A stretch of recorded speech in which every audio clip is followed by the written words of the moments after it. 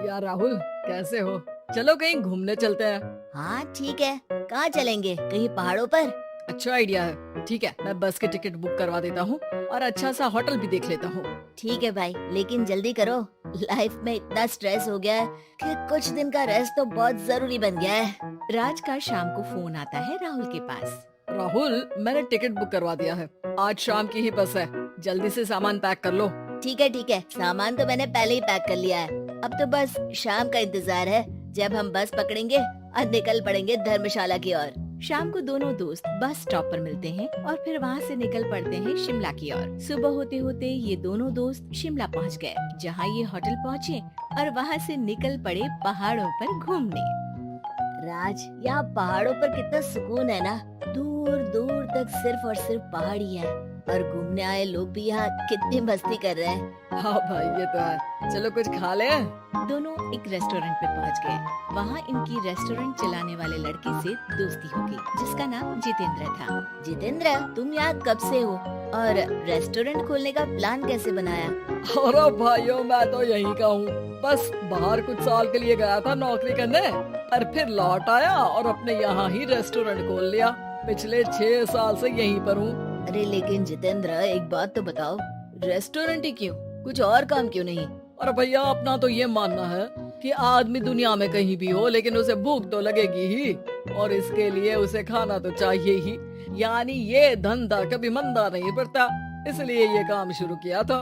लेकिन इस काम में क्या मुनाफा भी होता है या फिर बस ऐसे ही काम चल रहा है शौकियाना तौर पर? और अरे क्यों नहीं भैया, काम तो हो ही रहा है, और मुनाफा नहीं होता तो ये 10 लोगों का स्टाफ कैसे रख लेता। वैसे आप भी क्यों नहीं इस बिजनेस में हाथ आजमाते हो? हाँ, आइडिया तो अच्छा है, लेकिन हम लोग तो सिर्फ यहाँ घूमने आए हैं और हमारे पास इतने पैसे भी नहीं है। और अब पैसों की चिंता क्यों करते हो? सिर्फ 5 लाख रुपए लगा कर भी आप काम शुरू कर सकते हो। अच्छा, वो कैसे? अरे, आप रेस्टोरेंट में मेरे पार्टनर बन जाइए। जो मुनाफा होगा वो आधा आधा बांट लेंगे।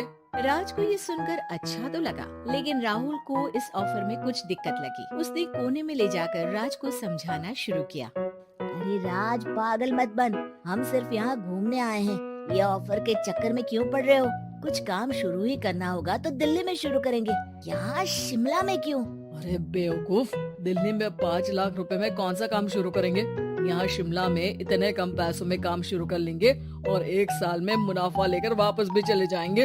ओहो, अरे भाई, तुम्हें जो करना है करो, लेकिन मैं इस बिजनेस में तुम्हारा साथ नहीं दे सकता। याद रखो, हम यहाँ सिर्फ घूमने आए हैं, कोई बिजनेस करने नहीं। और इस जितेंद्र पर वैसे भी मुझे ज्यादा भरोसा नहीं हो रहा है। अरे तुम्हारी यही तो दिक्कत है, तुम्हें किसी पर भी भरोसा नहीं होता, लेकिन मुझे तो है। मुझे पता है कि इतने कम पैसों में मुझे जितेंद्र अपना बिजनेस पार्टनर बना रहा है। अरे लेकिन क्या गारंटी है कि पैसे लेने के बाद जितेंद्र तुम्हें बेवकूफ नहीं बनाएगा? अरे मुझे तो है, मैं कुछ नहीं जानता।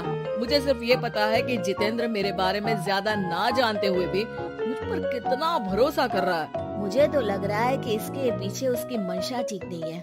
बाकी तुम्हें जो ठीक लगे वो करो। मैं तो आज शाम की ही बस से वापस जा रहा हूँ। ठीक है, तुम चले जाओ, लेकिन याद रखना कि आज के बाद मुझसे कभी बात करने की कोशिश मत करना।